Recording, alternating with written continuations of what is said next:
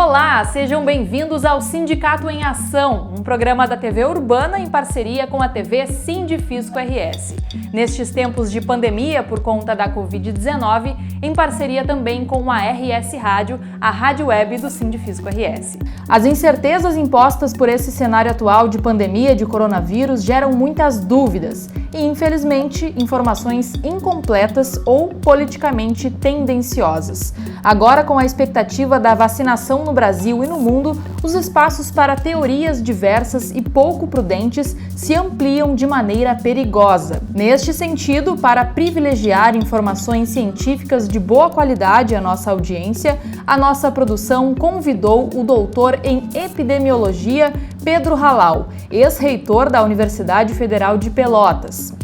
E no segundo bloco conversaremos com o auditor fiscal recém-empossado, secretário extraordinário de parcerias, Leonardo Maranhão Busato, sobre a atuação coordenada do Estado com o setor privado visando ao desenvolvimento do Estado do Rio Grande do Sul. Antes de começar, vai lá no YouTube, te inscreve no canal da RS Rádio e também no canal do Sindicato em Ação. Curte os vídeos, deixa o teu comentário, porque essa interação é muito importante para o crescimento do nosso trabalho. E agora fiquem com o Sindicato em Ação. Um bom programa! Hoje o assunto do nosso programa é um tanto quanto diferente. Na verdade, ao falar de vacina, a gente está ainda repercutindo no programa de ontem, né? Mas hoje o assunto é parcerias aqui no estado do Rio Grande do Sul. E a gente tem a honra de receber no nosso estúdio virtual o Leonardo Maranhão Busato, que é auditor fiscal, nosso colega, e recentemente empossado pelo governador Eduardo Leite como novo secretário estratégico de parcerias aqui no estado do Rio Grande do Sul. Uma área que a gente ouve muito o governador falar, que é uma área que ele considera... Aliás, não é de agora, né? Desde a campanha eleitoral ele frisava muito essa questão das parcerias. E aí é uma secretaria bem importante, né, que está surgindo sob a liderança aí do Leonardo Busato, que a gente conhece já da Prefeitura de Porto Alegre, do Tesouro do Estado, sabemos da competência aí do colega, e queremos ouvir dele. Seja bem-vindo, Leonardo. Queremos ouvir quais são as expectativas aí do governador, o que ele te colocou? Leonardo, eu quero esse caminho para a Secretaria de Parcerias aqui no Estado. Fala para nós, fala sobre o programa RS Parcerias. Muito bem-vindo. Obrigado. Obrigado, Christian. É sempre um prazer aqui poder falar sobre esses temas. Nós que somos colegas aí, né, Christian, desde, inclusive de concurso. Então é sempre um prazer falar para todos os nossos ouvintes e telespectadores. Bom, uma questão importante, né, eu recebi esse convite do governador Eduardo Leite para assumir a Secretaria Extraordinária de Parcerias, a Secretaria Estadual, em substituição ao secretário Bruno Vanuzzi. O Bruno Vanuzzi é um colega procurador do Estado, que permaneceu por 2 anos na Secretaria, conseguiu estruturar essa Secretaria e toda a carteira de projetos, e acabou saindo da Secretaria por teve uma oferta do mercado privado e saiu, e acabei assumindo no lugar dele. Então, primeiro colocar que é um desafio enorme. A gente está tratando aqui de um tema que recentemente no país tomou uma dimensão muito significativa, que é o tema das concessões e parcerias público-privadas, que é um tema que a gente entende que ele hoje está bem mais maduro para ser conduzido e ser efetivado, não só no estado do Rio Grande do Sul, como todo o país. E eu diria que essa é uma ferramenta de gestão pública quase necessária, se nós considerarmos hoje a situação da precariedade fiscal que os governos estaduais, municipais e o próprio país atravessa, é uma alternativa necessária para que a gente possa aumentar a taxa de investimentos no país. Então, o desafio que me foi colocado, Christian, respondendo objetivamente, é fazer a finalização, ou seja, fazer as entregas dos projetos que já estão em andamento. Então, tem uma série de projetos que a Secretaria tem conduzido, e eu vou aqui poder explorar um pouco cada um deles, e fazer as entregas cujos cronogramas quase todos estão apontando para até o final deste ano de 2021, com a publicação dos editais. O que são a publicação dos editais? É quando se termina todo o trabalho de estudo e se coloca em licitação. E aí, com a licitação, a partir do vencedor, ele passa a assumir, dependendo do tipo de serviço, assumir a prestação de serviços pela qual a licitação foi feita. Lembrando que os serviços a serem licitados, eles são serviços públicos. Eles têm prestação de interesse público. A diferença é que ele não vai ser efetivado, ele não só vai ser entregue através de uma estrutura estatal e sim de um parceiro privado.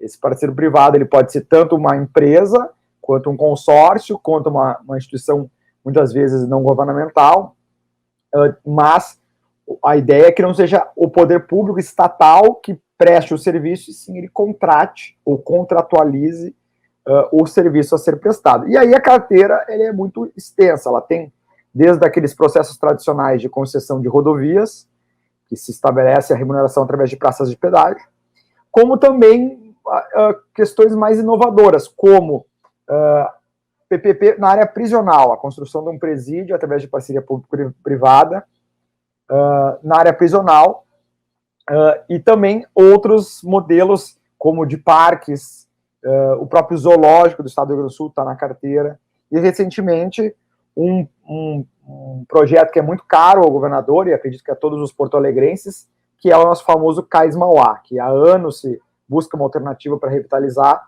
e ele também está na carteira da Secretaria Extraordinária de Parcerias. Então, eu diria que a grande missão da Secretaria é conseguir entregar os editais e fazer com que esses estudos, essas análises, elas se concretizem efetivamente na contratação do prestador de serviços e ele possa entregar à população, que é o mais importante, os serviços pelas quais ele está sendo contratado. Então, esse é o grande desafio lato sensu, né, o grande desafio geral, e a gente pode agora explorar aí mais detalhadamente cada um dos projetos para dar um panorama para o nosso ouvinte, aí, nosso telespectador, de como as coisas devem caminhar e esperamos ao longo de 2021. As privatizações, Leonardo, elas estão também na carteira da Secretaria? As grandes privatizações previstas, CS, gás... Na verdade, não, né? Na verdade, assim, eu até, a pedido do governador, a gente vai acompanhar esse processo de privatização, só que ele já está sendo conduzido, principalmente pela Secretaria a qual ela é vinculada, o Meio Ambiente, a SEMA, e também com parceria, com acompanhamento da Secretaria Estadual da Fazenda, né? Nossa Secretaria, e a Procuradoria-Geral do Estado. Eu tenho acompanhado, eu até acompanhava um pouco por parte da Secretaria Estadual da Fazenda, e devo continuar acompanhando, mas o processo não vai ser conduzido pela Secretaria de Parcerias, cujo foco, sim, vai ser a questão das concessões e parceria público-privadas. Leonardo, qual desses projetos que tu citasses é o prioritário? E qual deles está mais adiantado? Pois é, eu diria assim, a carteira já é enxuta, Lac. Ela já não é uma carteira tão extensa. Então eu diria que todos são prioritários.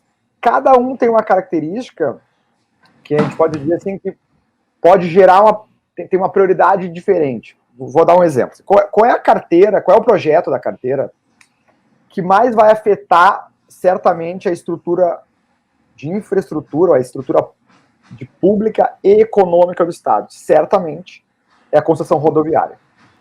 Por que a concessão do rodoviária? Nós estamos falando de mais de 1.100 quilômetros de estradas que serão concedidas. A grande parte delas já tem hoje um pedágio que é da Empresa Gaúcha de Rodovias, a EGR, então não vai ter novidade em relação a isso.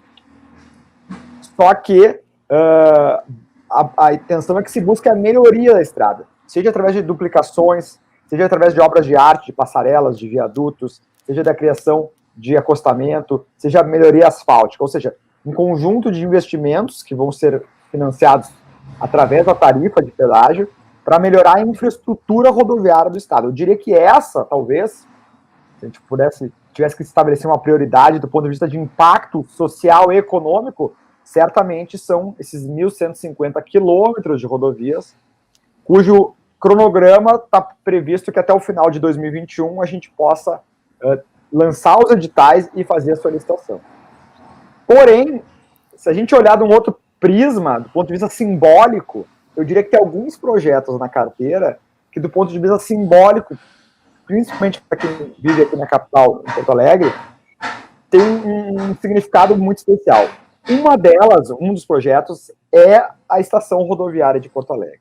A Estação Rodoviária de Porto Alegre é uma concessão pública que não tem licitação, não teve licitação na sua história, e que os órgãos de controle há muito tempo, o Tribunal de Contas, tem cobrado que o Estado faça uma concessão dentro da legislação de concessões para que um parceiro privado, lembrando que a rodoviária já tem uma empresa privada que gerencia, mas que ela não teve a sua concessão através de licitação. Então, essa do ponto de vista simbólico talvez seja um dos projetos mais importantes, que é fazer uma concessão que busque melhorar a estrutura da rodoviária de Porto Alegre. Acho que todo mundo que transita na rodoviária enxerga a necessidade de melhorar a prestação de serviços da estação rodoviária, sem, obviamente, descaracterizar ela como a questão tradicional. Então, assim, a rodoviária tem uma questão de simbolismo. Outro simbolismo muito importante para quem é gaúcho e porto-alegrense é o Cais Mauá.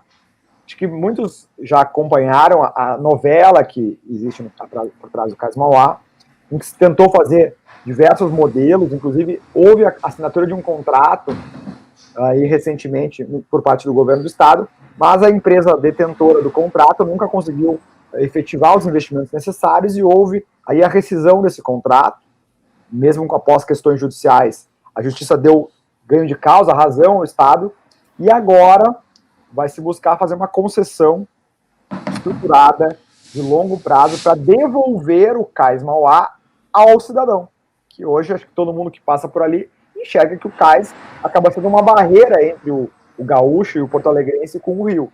E a intenção é que com uma concessão privada possa se abrir para a exploração de todos os armazéns e o deck do Cais Mauá, e que o público, o porto-alegrense, o gaúcho, possa voltar a conviver, enxergar o rio e poder também usufruir dos diversos serviços que serão criados ali dentro daquele espaço tão importante para a cidade. Então, eu diria, esses dois prismas, existe projetos de impacto econômico e social relevantes, né, como o caso da estação rodoviária, e outros mais simbólicos. Então, eu diria que a carteira não é muito grande, ela é enxuta, mas desafiadora para ser entregue até o final da gestão, né, em especial com essa meta dos editais até 2021, mas elas têm características muito diferentes. Isso é o que deixa tão interessante a secretaria e os projetos. Cada projeto ele não é igual ao outro, ele tem que ser construído, estudado, estruturado de maneira diferente.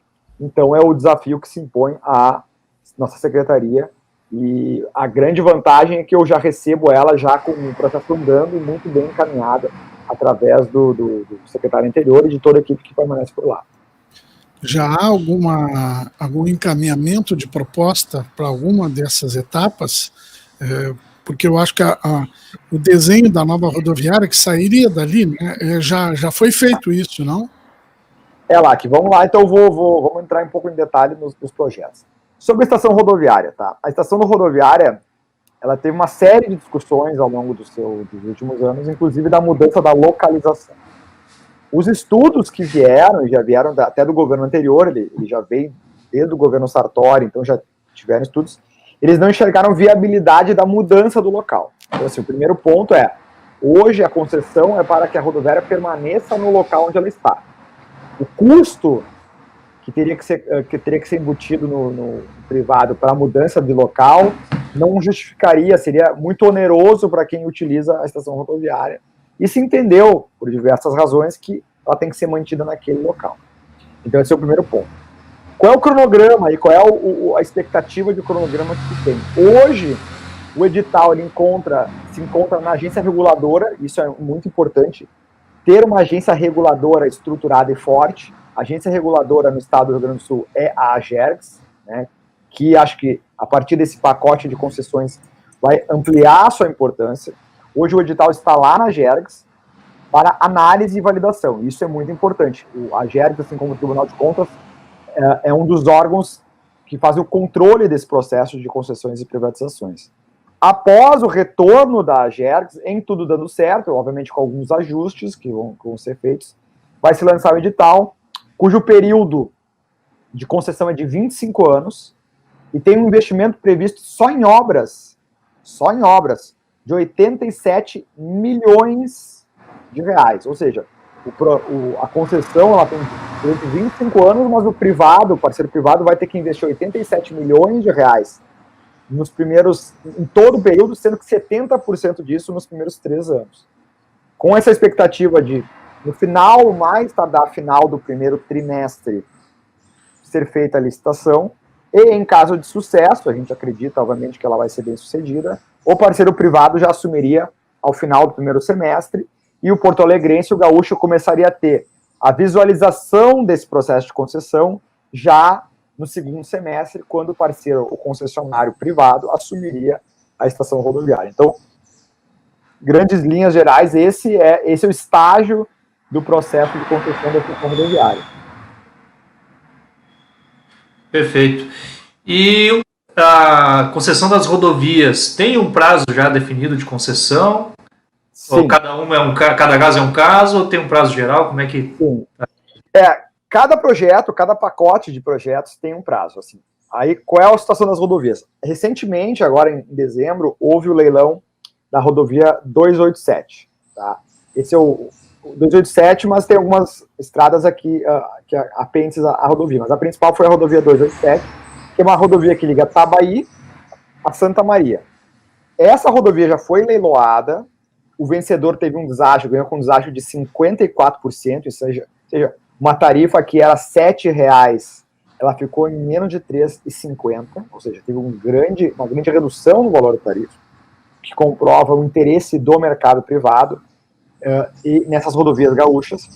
E esse contrato de concessão deve estar sendo assinado até o final desse trimestre, ou seja, já o gaúcho vai enxergar um novo parceiro privado nessa rodovia, essa 287, já no primeiro trimestre, com os investimentos se iniciando, ou seja, a gente vai conseguir enxergar a concessionária começando a fazer investimentos na rodovia, incluindo aí uma longa duplicação daquela estrada. Por que essa já foi feita? Porque isso já veio do governo anterior em estudos, e a Secretaria Extraordinária de Parcerias simplesmente deu andamento aos estudos e conseguiu efetivar o lançamento dessa rodovia.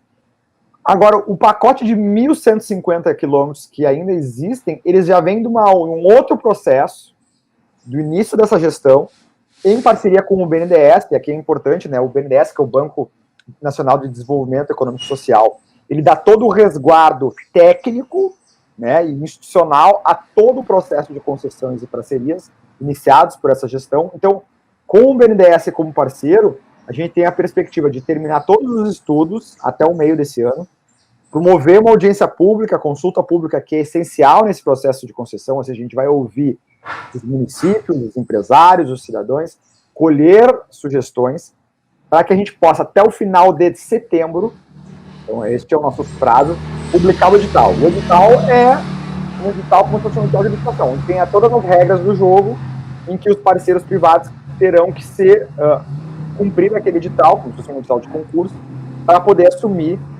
as rodovias a partir do vencedor.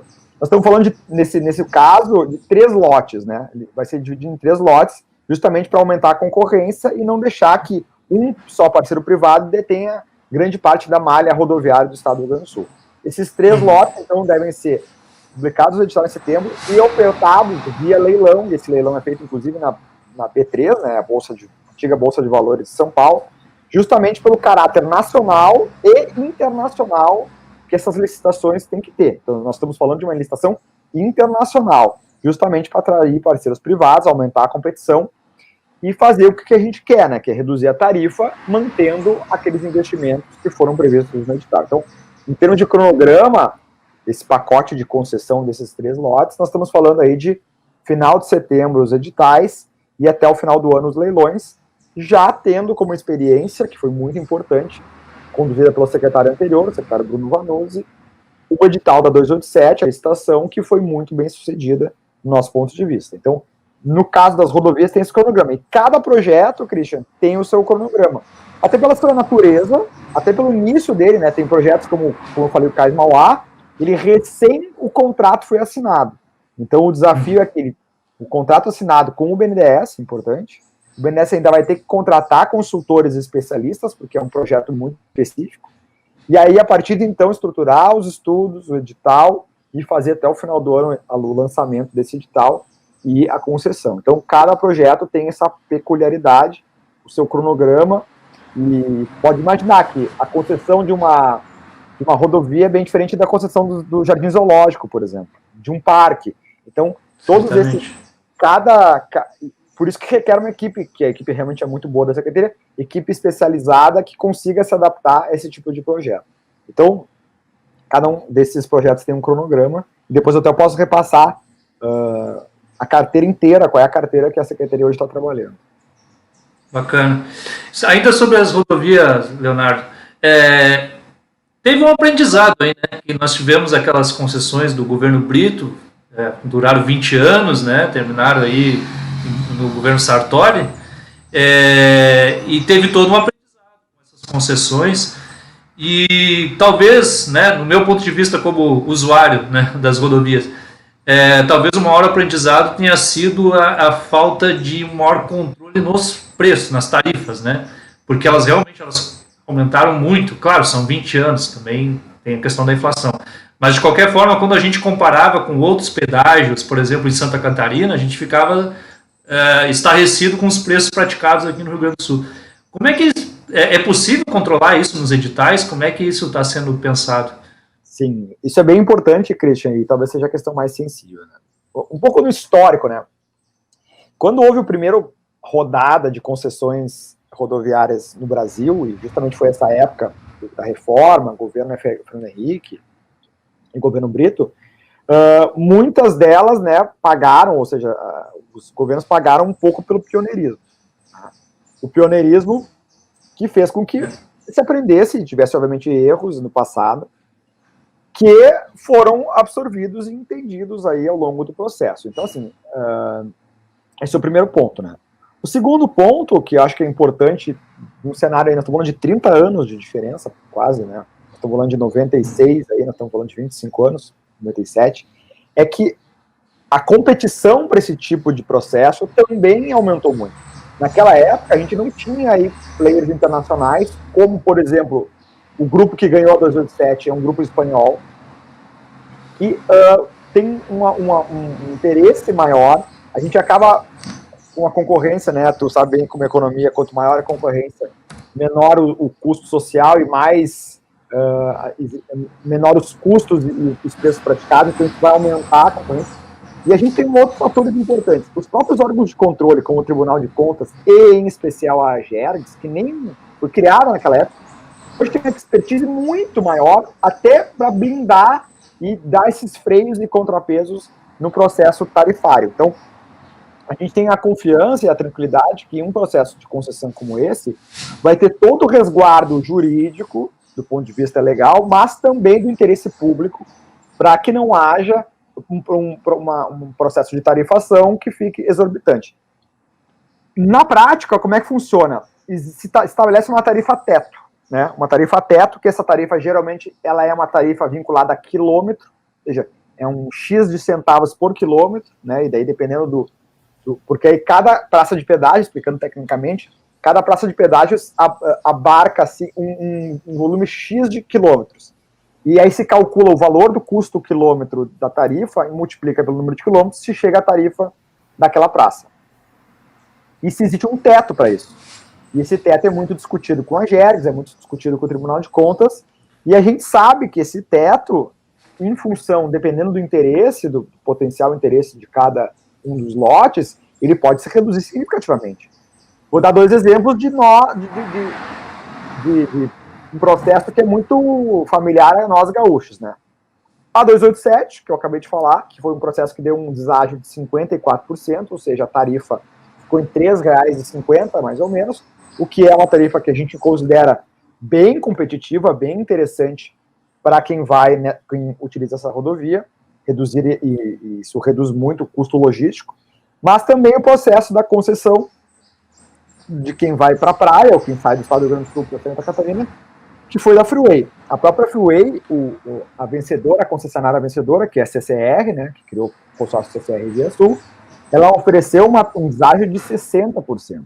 Ou seja, a tarifa prevista em edital teve um desconto de 60% na sua tarifa, o que tornou mais barato para o usuário, e eu acho que talvez a Freeway, estando no nosso imaginário como uma rodovia muito qualificada, eu acho que é inegável a gente afirmar isso, a Freeway já ganhou várias vezes como a melhor rodovia federal do país, né, uma rodovia muito bem estruturada, com um pedágio que a gente tem bem razoável. Eu acho que as pessoas já entenderam que um processo de concessão ela melhora significativamente uma rodovia e cobra a tarifa daquele usuário, né, acaba sendo um bem público, que é tarifado somente por aqueles que utilizam a estrada. Claro que o processo produtivo, que inclui todo o transporte de cargas, o custo da tarifa de pedágio influencia no preço final do produto.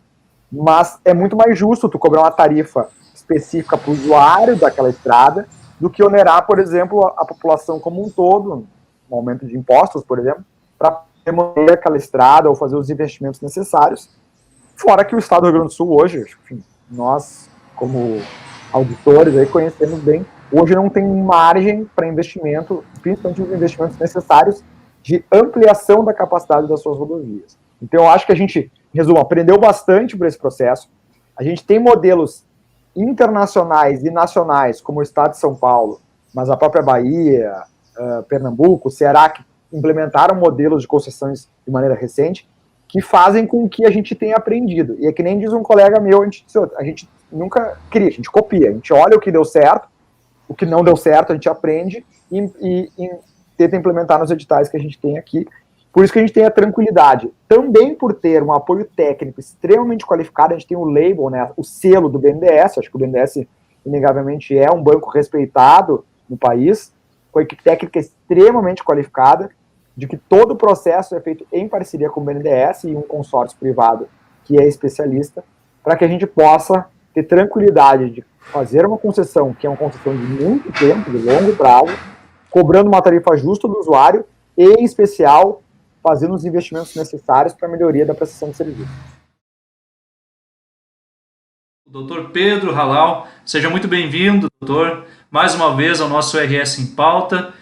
E queremos ouvir, né, novidades aí, o que temos quanto à pandemia, principalmente toda essa discussão que está vindo agora sobre vacinas. Muito bem-vindo, doutor.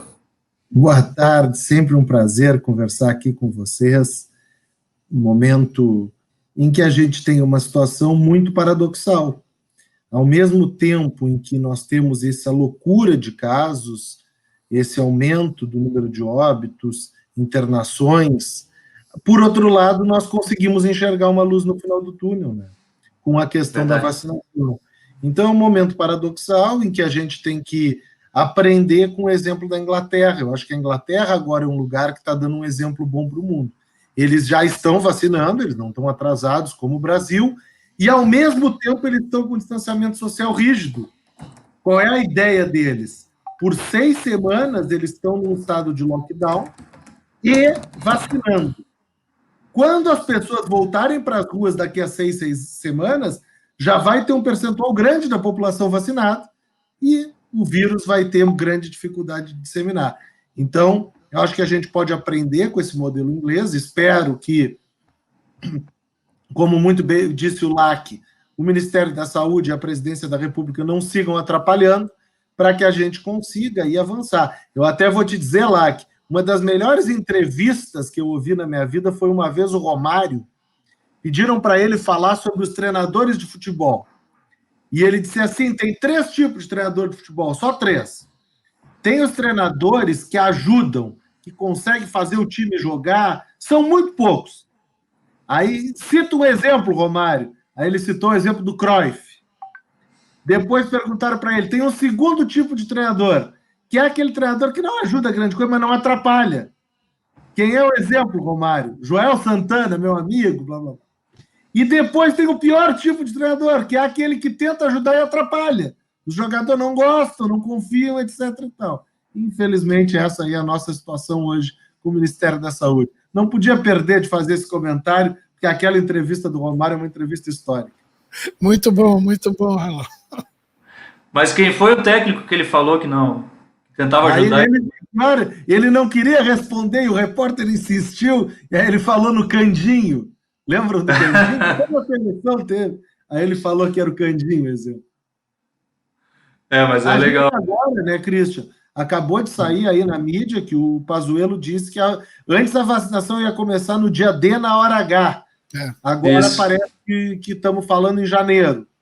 A gente não sabe aí o que está acontecendo. A gente tem 2 vacinas com pedido registrado na Anvisa. Não sei se vou ser tão enfático assim como lá dizendo que uma vai ser aprovada, ou o Christian, não sei quem é que falou, uma vai ser, a outra não vai ser, mas no domingo a gente vai ter uma ideia aí do que vai acontecer nos próximos dias. Acho que até domingo, qualquer suposição ou até qualquer pronunciamento do próprio ministro fica muito estranho, né? Porque se a Anvisa não autorizou ainda, como é que ele está dizendo o dia que vai começar? Então, vamos esperar aí até domingo, ter uma posição da Anvisa e aí pensar como é que vai ser a campanha de vacinação no Brasil. Sim. Eu quero fazer uma correção lá, que antes da tua pergunta, que a nossa produção aqui me alertou que é a primeira participação do doutor no nosso programa, né? Eu disse que já tinha participado. É só a primeira participação, então, no nosso programa, doutor? Eu acho que é a minha segunda participação na rádio, ou terceira, mas a primeira no programa de vocês. Não tenho certeza, mas acho que isso. Bom, então eu estava meio equivocado, então. Está mais ou menos certo. Na média, a gente acertou. Perfeito. Vai lá, Lac. Doutor Halal, os prefeitos eleitos agora, recentemente, no final do ano, né, e principalmente aqui em Porto Alegre, que é o Sebastião Melo, estão abrindo tudo. Foi uma promessa de campanha e está tudo aberto, mas eles dizem, com os cuidados necessários. É suficiente? Estamos correndo maior risco ainda? Olha, assim, eu tenho feito uma fala bem cuidadosa sobre esse assunto, porque realmente nós temos que acertar na forma de comunicar os resultados. Então, por exemplo, se o prefeito eleito de Porto Alegre ou de qualquer outra cidade está deixando, por exemplo, bares, música ao vivo, aglomerações noturnas livres, é um absurdo. Não deveria jamais fazer isso. Isso está contribuindo muito para a disseminação do vírus. O que é diferente, por exemplo, de estar com o comércio aberto com uma série de restrições, de cuidados, etc. e tal. A gente não pode tratar como se fosse a mesma coisa, não é a mesma coisa. Eu, por exemplo, me sinto muito mais seguro se eu tiver que sair da minha casa e ir numa farmácia aqui em Pelotas, do que eu me sentiria se eu fosse num barzinho com música ao vivo, todo mundo, depois de 2 ou 3 cervejas, tirando a máscara e virando festa. Então, assim, eu acho que tem situações em que não é momento de fechar tudo, realmente não é momento, mas também não é momento de abrir tudo. Esse meio termo, que lá na origem daquele modelo de distanciamento controlado que o Rio Grande do Sul adotava, que lá no começo, até setembro, deu muito certo, era a lógica que o governador falava do dedo no pulso. Ficar monitorando e decidir se abre mais, se fecha mais.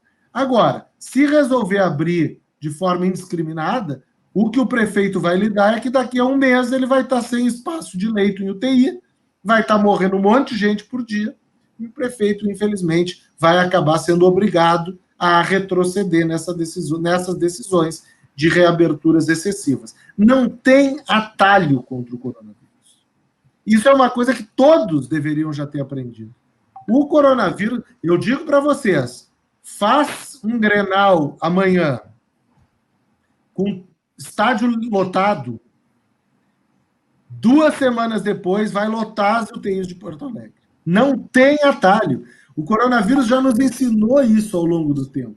Então, qualquer tentativa de burlar ou de atalhar contra o vírus vai perder, seja o prefeito de qualquer cidade que for, seja do partido que for, seja um prefeito que entrou agora ou que se reelegeu. Qualquer um deles, se desafiar o vírus, vai perder. Tomara que tenham a tranquilidade, a serenidade e a responsabilidade de tomarem decisões baseadas no que diz a ciência, baseadas nas experiências anteriores que tivemos com o vírus.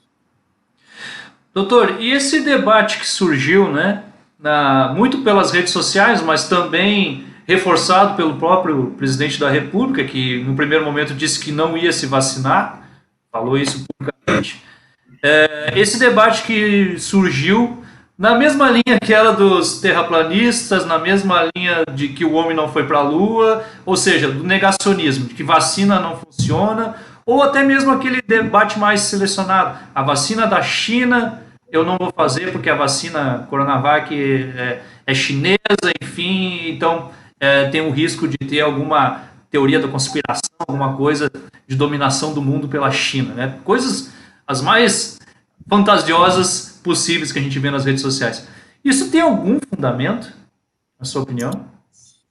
Olha, assim, é uma estratégia, a maneira de fazer governo que foi escolhida pelo presidente atual. Essas cortinas de fumaça, eu gosto de chamar de cortinas de fumaça, porque é o que efetivamente são, elas servem para que o assunto fique desviado e não se fale dos assuntos realmente importantes. Essa é a estratégia. Então, quando tu diz que a vacina é chinesa, ou quando tu és o único chefe de Estado do mundo a dizer que não se vacinará, e mais, está equivocado, porque é certo que o presidente se vacinará, porque se ele não se vacinar, ele não vai poder entrar nos outros países. É óbvio que a instituição presidência da República do Brasil precisa dialogar e entrar em outros países. Então, a manifestação pública, não vou me vacinar, vinda de uma figura que tem uma popularidade grande, que foi eleito presidente da República, ela é uma tragédia para a saúde pública brasileira. Um monte de gente vai morrer por causa da declaração. Entende? Essa falta da noção de responsabilidade é o que nos preocupa tanto na saúde pública. E aí, Christian, muitas vezes o pessoal diz, lá vem o reitor esquerdista, comunista, etc. e tal. E aí eu lembro e peço que olhem as minhas entrevistas em março e em abril. Esse mesmo governo, com esse mesmo presidente, quando o Ministério da Saúde tinha rumo, eu várias vezes manifestava.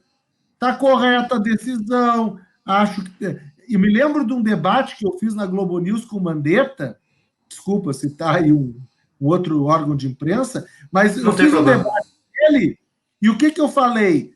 Parabenizei por várias das ações, mas critiquei pela falta de uma política de testagem e rastreamento de contatos. É assim que funciona. As coisas que estão andando correto a gente elogia, as coisas que estão andando errado a gente critica. Agora, a partir de um certo momento, em relação à pandemia, basicamente está muito difícil achar alguma coisa para falar bem. Está muito difícil. Então, a gente acaba adotando um tom mais crítico. Se me perguntarem sobre o ministro da Infraestrutura, Tarcísio, eu vou falar bem. Todas as pautas que a nossa região tem levado têm sido muito bem recebidas e têm sido resolvidas. Então, não se trata de uma crítica pela crítica, se trata de uma crítica pela atuação vexatória que o Brasil está tendo no enfrentamento da pandemia. Desculpa, Lac. Perfeito. Perfeito, não, concordo contigo, concordo completamente contigo. E queria te perguntar o seguinte, a partir da aprovação, vamos imaginar, das 2 vacinas, o governo está se propondo a vacinar durante os 3 primeiros meses os médicos, a linha de frente do combate ao coronavírus, os idosos em clínicas geriátricas, as instituições de longa permanência e os profissionais que trabalham lá. Já será possível sentir uma diminuição da circulação do vírus ou ainda não? Eu acho o seguinte, lá que aí eu tenho que ser responsável na resposta. Então, assim, vamos assumir que as 2 vacinas sejam aprovadas, que comece logo a campanha de vacinação. Aí tem um lado positivo que eu tenho que falar. O Brasil, historicamente, é muito bom em campanhas de vacinação. Então, a tendência é que o Brasil consiga vacinar. Eu até tenho falado um número aí, porque é possível no cenário brasileiro, dá para o Brasil vacinar 2 milhões de pessoas por dia. Numa força-tarefa bem organizada, acho pouco provável que consiga nesse momento, mas dá. O que acontece em relação à circulação do vírus é que ele vai diminuindo, mas muito aos poucos. ele vai diminuindo a circulação, mas vai demorar.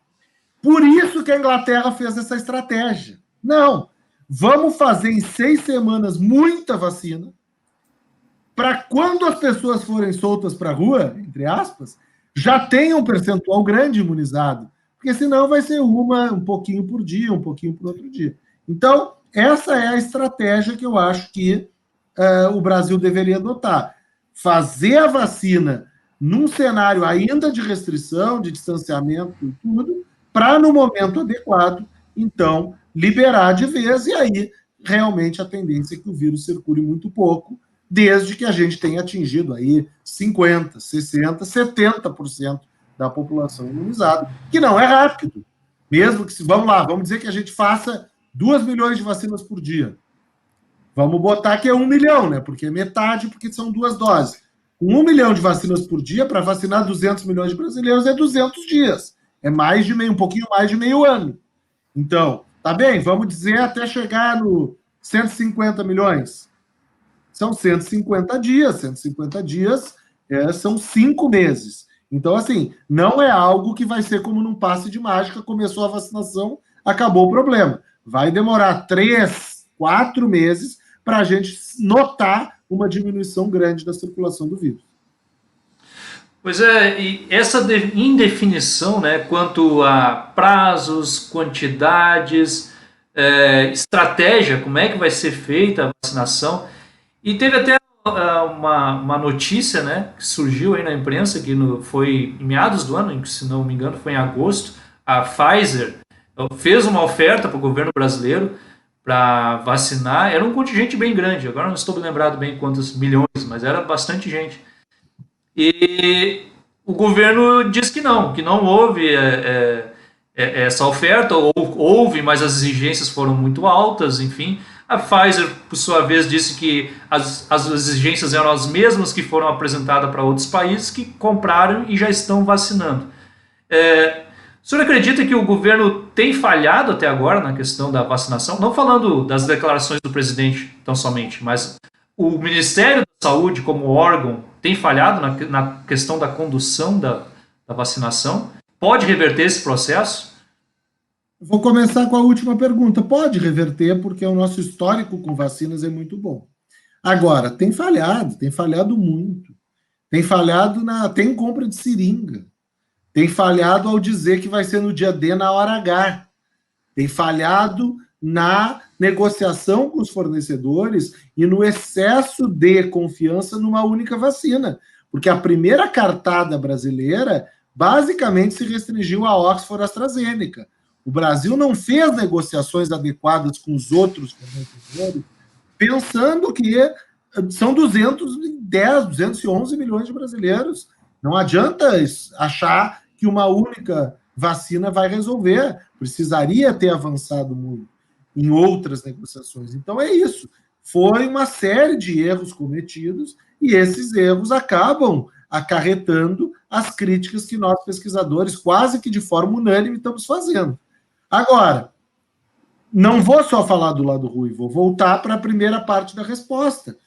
Se o Brasil fizer uma campanha de vacinação como está acostumado a fazer, dá para recuperar esse tempo perdido e o Brasil pode conseguir aí, apesar de ser, não sei se nós vamos ser o 70º ou 100º país do mundo a começar a vacinação, o que é uma vergonha, porque nós somos o 2º país do mundo com mais mortes e o 3º com mais casos. Nós tínhamos que ser um dos 5 primeiros a começar a vacinação.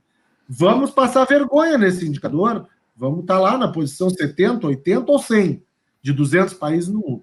Mas, por outro lado, a nossa história de sucesso nas campanhas de vacinação pode fazer com que, mesmo que a gente largue atrás, a gente acelere e ultrapasse alguns aí durante a corrida e não fique tão mal classificado no final.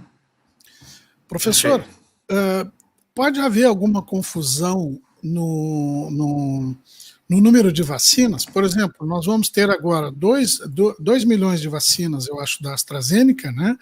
E mais 5 milhões da Coronavac.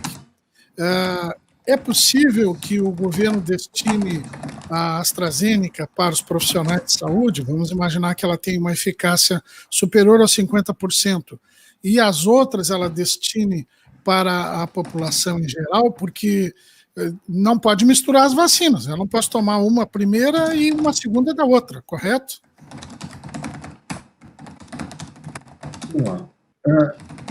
No nível individual, tem que se ter cuidado com isso.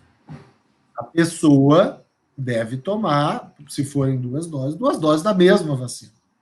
No nível coletivo, essa não é uma preocupação. Não, e, por exemplo, essa sugestão que tu fizesse, olha, os profissionais de saúde vão tomar vacina tal e os outros vão tomar outra vacina, ou às vezes acontece, por exemplo, da eficácia variar por idade. Então, os idosos vão tomar a vacina que é mais eficaz para a faixa etária deles. Gente, isso é absolutamente tranquilo. A única preocupação que tem que cuidar é essa, e por isso as carteiras de vacinação, por isso é tão importante, para evitar que uma pessoa tome a primeira dose de uma e a segunda dose de outra, por exemplo. Não que isso vá causar algum problema em termos de segurança, mas vai causar um problema em termos de eficácia. Então, no nível individual é uma preocupação, e no nível coletivo isso não é uma preocupação. Poderia, no Brasil, estar adotando um modelo aí com 5 vacinas sendo aplicadas. Isso seria até bom, porque aumentaria o alcance, combinaria as eficácias e chegaríamos aí em mais pessoas com mais agilidade. Professor, o senhor falou na carteirinha de vacinação, né? Eu não tenho carteirinha de vacinação, né? Eu tomo todos os anos a vacina da gripe, mas não me recordo de ter carteirinha, né? Agora será necessário um documento. Na verdade, o SUS tem evoluído muito nos últimos anos. Eu nem vou fazer aqui toda a defesa que eu posso fazer do SUS, porque eu já tenho feito isso. O SUS, aliás, salvou milhares de vidas aí dessa pandemia. Se não fosse o SUS, o Brasil, a situação era muito pior. O SUS tem evoluído muito nos últimos anos. Tem a questão do cadastro único, tem a questão da vinculação das informações de forma eletrônica, claro que com toda a confidencialidade. Então, assim, eu tenho confiança que o Ministério da Saúde, mesmo com todas as falhas, vai ter um método de controle da vacinação que vai permitir que tu, por exemplo, mesmo sem a carteira, aquela que as crianças mantêm, que tu tenha aí registrado no sistema qual a dose que tu tomou de qual vacina em qual data, para que se saiba, então, depois quando e qual vacina tu tem que tomar na segunda dose.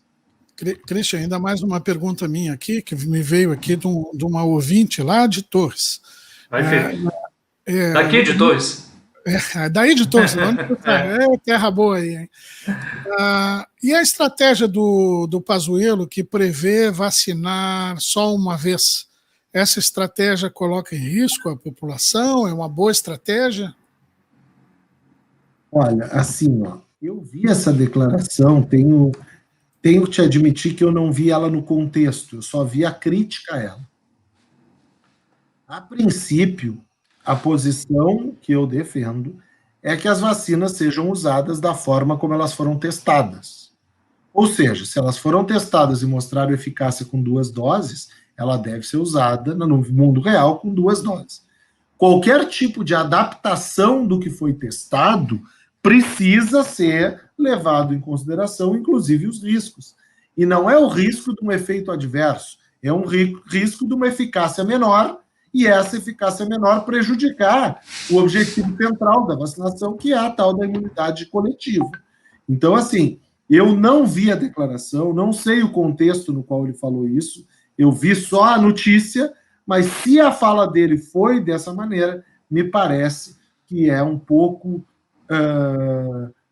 eu diria assim, é um descuido propor algo que é diferente do que foi testado. Por exemplo, vamos entrar em um assunto que muita gente tem me perguntado. Os testes dessas vacinas, todas que estão disponíveis, a maioria deles não incluiu crianças. Não é por acaso, então, que os programas de vacinação não estão incluindo crianças imediatamente. Agora parece que algumas dessas vacinas vão começar a testar com crianças. Quando tivermos os resultados de eficácia com crianças, aí sim é hora de sair vacinando as crianças. Então, assim, esse nível de responsabilidade de aplicar a vacina da forma como ela foi testada é o que se espera do Ministério da Saúde num país tão importante como o Brasil. Perfeito. Doutor, e tem saído notícias, né, sobre mutações do vírus. E aí eu lhe pergunto, tem muitas pessoas com dúvidas, será que as vacinas que estão aí vão dar conta da mutação? Ou será que precisaremos de novos estudos para verificar, né, a eficácia das vacinas quanto a essas mutações? E qual seria o poder de propagação também dessas mutações? Porque toda vez que tem um vírus, é comum que ocorram mutações, né? Como é que as vacinas se adaptam a isso? Olha, Cristian, eu vou te falar. Primeiro, te dizer, e eu sempre faço questão de dizer isso, nem todos os meus colegas têm essa postura, de dizer que essa é uma pergunta que é mais bem respondida por profissionais de outras áreas. A minha formação como professor de educação física e epidemiologista, eu não sou um especialista nessa questão das mutações, mas posso te responder com as informações que eu tenho. Primeiro, essa mutação que foi identificada primeiro na Inglaterra, já chegou no Brasil, ela é uma mutação que tem como grande problema o fato de que ela transmite mais, 60% a 70% mais transmissível que a anterior. Então, esse é o problema específico dessa mutação. A questão se as vacinas vão se adaptar às mutações, ela, na verdade, na minha percepção, é algo que eu já esperava e que acho natural. Eu não acho que a vacina da Covid-19, ou do coronavírus, vai ser uma vacina que a gente vai tomar agora e nunca mais vai tomar na vida. Eu acho que o modelo da vacinação do coronavírus, até pela característica da doença, ele se aproxima muito mais de uma vacina tipo a da gripe. Não sei se vai ter que tomar uma vez por ano, como a da gripe, mas talvez tenha que tomar de 2 em 2 anos, ou de 3 em 3 anos. E aí, quando essas vacinas elas forem preparadas para daqui a 2 anos, elas sempre olham para quais são as mutações que estão circulando. A da gripe já é assim. Então, assim, eu não trataria isso como algo desesperador nesse momento. É uma preocupação, o pessoal da área das vacinas está acostumado com lidar com variantes, e essas variantes, então, a princípio, serão sempre abordadas quando a vacina for atualizada, entre aspas. Perfeito. Mais uma questão agora mais para o nosso contexto aqui do estado do Rio Grande do Sul. Todo esse trabalho que foi feito, até com intensa participação da Federal de Pelotas, né, sobre o distanciamento controlado. Não lhe parece, doutor, que depois das eleições, ou por torno das eleições ali, né, nós tivemos um certo afrouxamento das pessoas, de modo geral, né, quanto ao cumprimento desse distanciamento controlado, mas também de algumas figuras públicas, né? A gente vê, por exemplo, cidades aparecendo, coisa que não aconteceu antes, né? Cidades aparecendo com bandeira preta. Nós vemos um número, já tivemos dias aí que o estado inteiro ficou com bandeira vermelha, e no entanto, quando a gente sai na rua, parece que é o contrário, parece que a coisa está melhorando. E como fazer com que as pessoas enxerguem e levem a sério o sistema do distanciamento controlado? O que está faltando, o que estaria faltando para as autoridades públicas fazerem? Olha, essa é uma ótima pergunta, tá, Cris? Por que eu te digo isso? Porque o modelo de distanciamento controlado, ele também me leva a uma resposta que nem a primeira que eu fiz aqui, uma situação paradoxal. O modelo de distanciamento controlado, ele foi meio que inédito.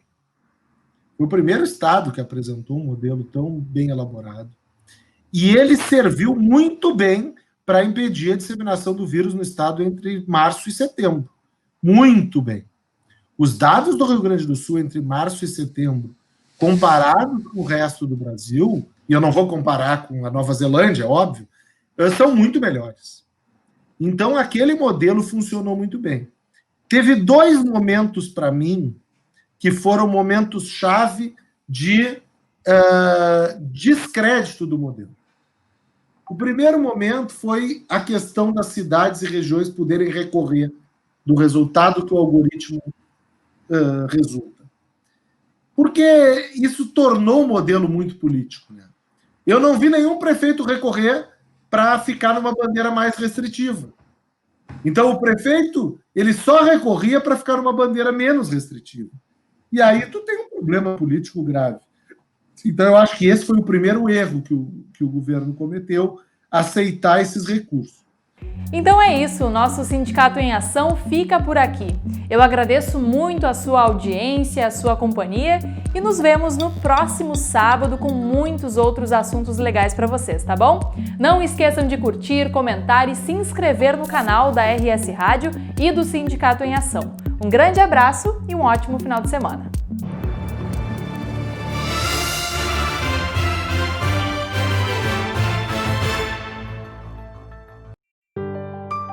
Eu já vi tanta coisa nessa vida. Nasci em 1928. Um ano depois, estourou a terrível crise de 29. Só que eu sou gaúcho e não me abalo por qualquer coisa. Eu sigo em frente. Depois veio a Revolução de 30, a Segunda Guerra, dezenas de planos econômicos e 8 moedas diferentes.